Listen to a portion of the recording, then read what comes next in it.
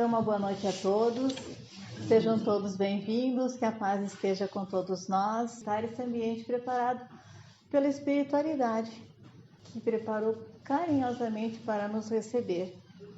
Assim todo mundo fica muito confortável, ok? E assim então nós vamos elevar o nosso pensamento a Deus, agradecendo ao Deus, nosso Pai, Criador de todas as coisas, que nos fez simples e ignorantes, para que nós tivéssemos a oportunidade, através das nossas escolhas, de evoluirmos. Agradecemos também por Ele nos ter enviado o seu Filho amado, Jesus Cristo, que através do seu exemplo veio nos mostrar o caminho que nos leva ao Pai. Aos mentores desta casa e deste trabalho, a nossa gratidão. Ao nosso anjo que está sempre ao nosso lado, nos intuindo, e que nós possamos, através do conhecimento, tirar a cortina, o véu da ignorância dos nossos olhos, da nossa mente, para que assim nós possamos enxergar mais longe. Te agradecemos, Pai, hoje e sempre, e que assim seja. Então, hoje nós vamos falar um pouco sobre o tema Espíritos Transviados, que está na obra Justiça Divina, uma psicografia de Chico Xavier, ditado por Emmanuel. E esse texto foi inspirado num tema retirado da obra O Céu e o Inferno, lá no capítulo 7, sobre o Código Penal da Vida Futura, o 22º Código. Mas antes disso, nós temos que lembrar que o mês de setembro é o mês que nós, aqui na casa e em muitas instituições, é voltado para nós valorizarmos a vida de cada um de nós. E quando eu estava preparando a minha fala, eu fiquei me questionando se nós temos que falar tanto sobre o valor da vida, é porque o oposto está acontecendo no nosso dia a dia. E por que será que isso está acontecendo? Mas eu quero aqui também trazer boas notícias, porque o Evangelho traz boa nova. E quando nós falamos e abrimos uma obra espírita, é do Evangelho que ela fala. E sempre é uma boa nova. Mas por que isso acontece? Essa também foi uma pergunta que eu me fiz. E no meu modo de pensar e em tudo que eu já pesquisei, nós esquecemos o endereço de Deus. E isso faz muitas vezes que nós tenhamos uma vida vazia. Mas eu quero lembrar aqui que cada um de nós tem dentro de nós, cada um, a centelha divina. Isso quer dizer que nós somos filhos. Isso quer dizer que nós somos herdeiros. E isso também quer dizer que a nossa evolução acontece, sim, por hereditariedade. Porque o Gen de Deus está em nós, habita em nós. E compete a cada um de nós, através do conhecimento, buscarmos esse encontro, esse caminho que o Mestre Jesus já fez e nos ensinou.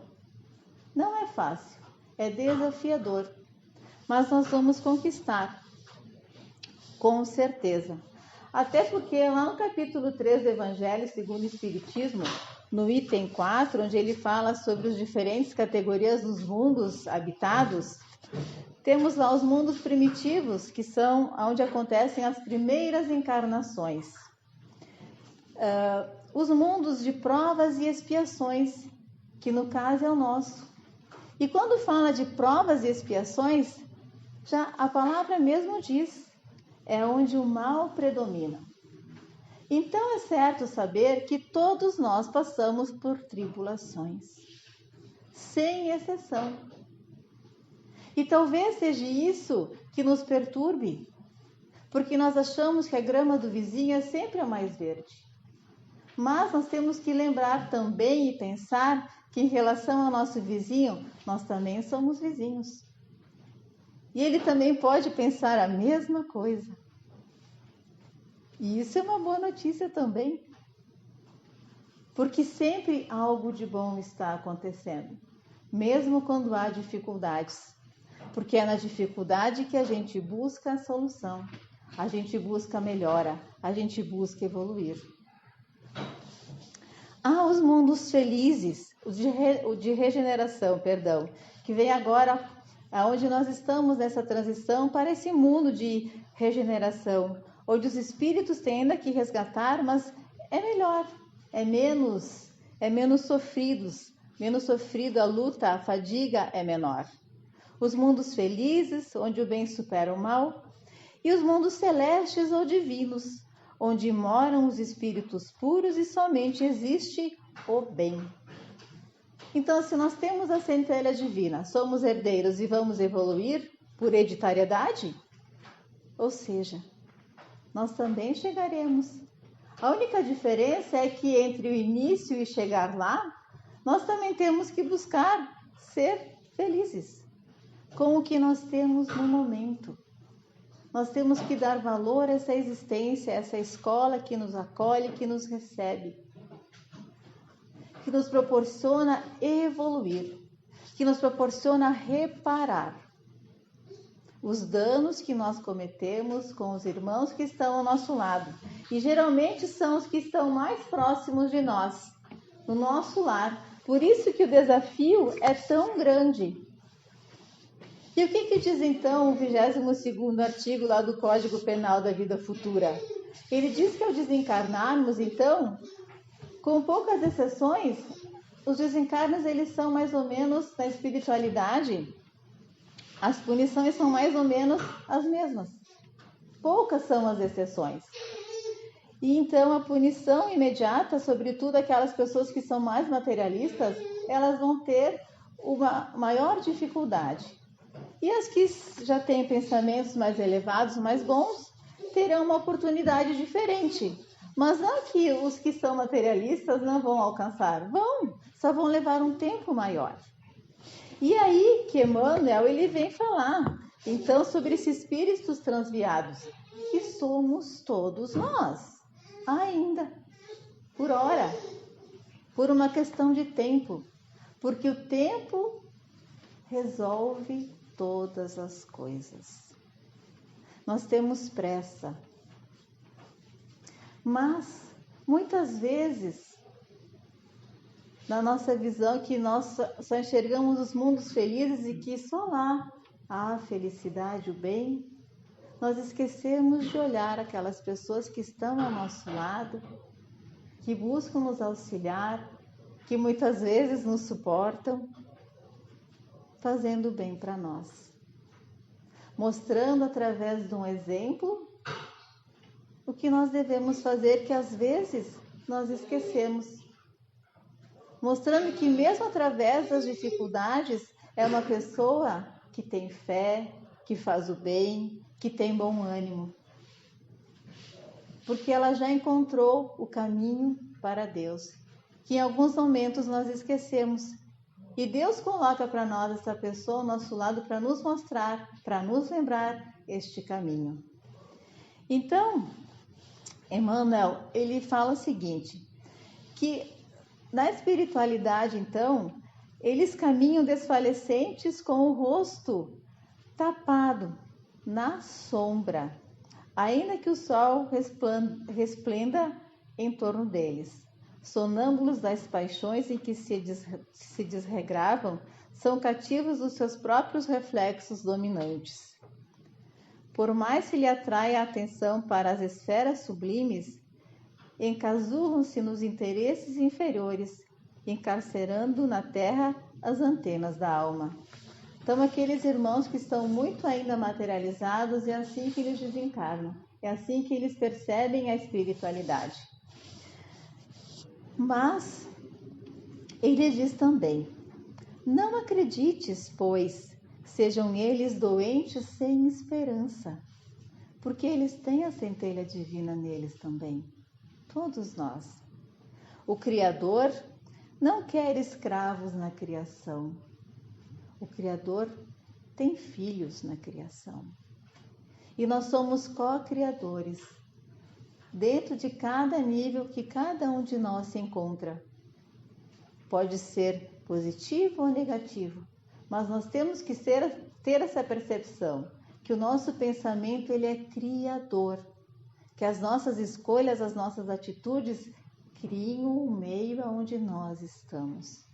Então tudo que nós vemos fora é o que está dentro de cada um de nós, que nós demonstramos em atitudes, em ações e em palavras. Todos somos livres para escolher os nossos caminhos. Por isso, quase sempre, em sucessivas reencarnações, gastamos séculos no mal, a fim de entender o bem. Em muitas obras espíritas, e principalmente as de André Luiz, onde ele fala do mundo espiritual, tem relatos lá que os espíritos muito enraigados no mal, chega um momento que eles ficam cansados, eles ficam enfadonho, e aí eles se dão conta que eles precisam mudar, que eles precisam, vamos dizer, no mundo de hoje, no atual, que caiu a ficha, que ele caiu em si. E aí é a grande mudança. E se a lei te permite conhecer o suplício das consciências transviadas, e também essa é uma boa notícia que nós temos que copiar para nós, como copiar e colar no Word. Se a espiritualidade faz o esforço de trazer para nós, se Emmanuel, se Chico e tantos outros fizeram esse esforço para trazer para nós esse conhecimento,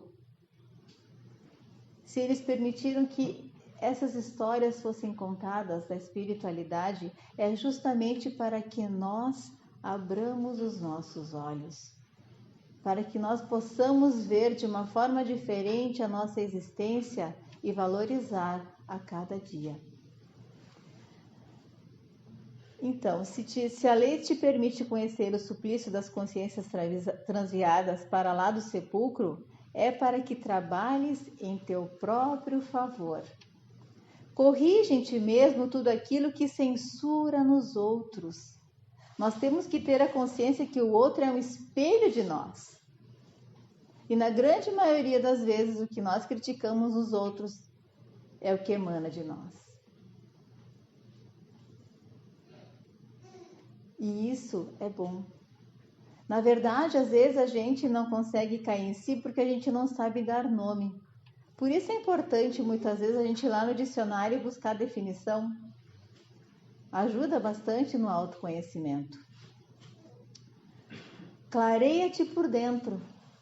O conhecimento, a doutrina espírita traz para nós esse clarear. É um farol que ilumina nossa mente para que a gente possa ver, perceber, mudar, não o outro, mas a nós mesmos. Aprimora-te e serve. Nós não temos outra alternativa a não ser através do conhecimento, através do trabalho e de servir aos irmãos. É a forma que nós vamos mais agradar a Deus e ir ao encontro dele. Enquanto o corpo físico desfrutas o poder de controlar o pensamento, aparentando o que deve ser, no entanto, após a morte, eis que a vida é a verdade, mostrando-te como és. Quando nós desencarnamos, nós não temos esse corpo de carne que vai mascarar os nossos pensamentos, os nossos sentimentos. Lá vai tudo ficar claro. E nós não vamos conseguir segurar a máscara da boa vizinhança, do bom relacionamento, porque a percepção é outra. Por isso da importância de nós trabalharmos isso desde já, desde agora, através desses ensinamentos que a doutrina espírita vem nos trazer. Eu quero encerrar a minha fala com o depoimento de um outro expositor espírita, Haroldo Dutra Dias, que talvez muitos de vocês conheçam. E ele relata, então, que em um momento da sua vida ele estava com muita dificuldade e que ele, sentando numa praça na cidade onde ele estava, ele começa a chorar. E chorar faz bem. E por ali nessa praça estava passando o padre da paróquia de lá, da igreja de lá. E quando esse padre viu o Haroldo chorando, ele parou e falou para ele assim: meu irmão, peça a Deus por mim, porque é quando estamos em sofrimento que Deus está mais perto de nós. E Jesus já falou isso para nós quando ele disse: bem-aventurados os aflitos. Bem-aventurados os que choram, porque eu estarei ali. Porque eu estarei junto para te auxiliar a carregar o fardo.